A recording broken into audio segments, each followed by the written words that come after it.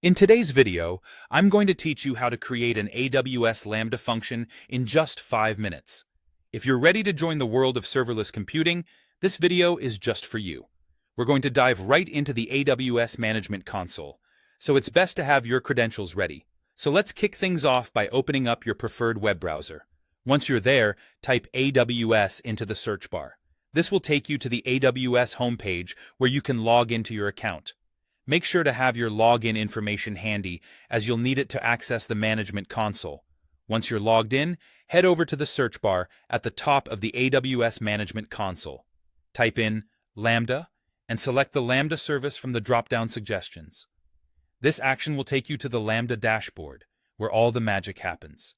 Now that we're on the Lambda dashboard, it's time to start creating your function.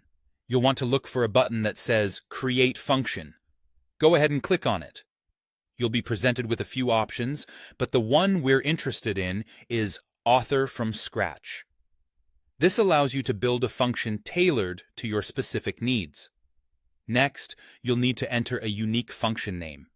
Choose something that clearly identifies what your function will do, making it easier to manage later on. After you name your function, you'll see a section labeled Runtime. This is where you select the programming language you plan to use.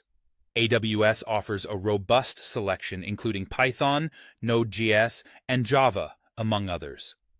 Make sure to pick the one that aligns with your project or your personal preference. Moving forward, you'll need to configure the permissions for your Lambda function. Here, you have two primary choices. You can either create a new role with basic Lambda permissions, or use an existing role if you've already set one up.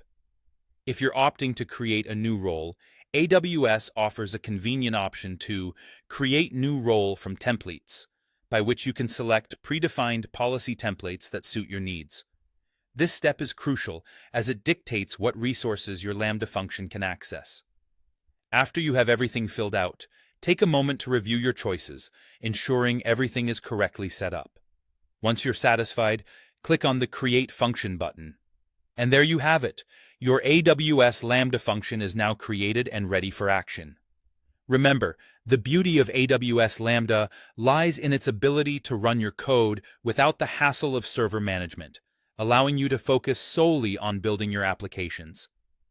Thank you for following along, and make sure to check out our other videos for more AWS and cloud computing tips. Happy coding. Happy.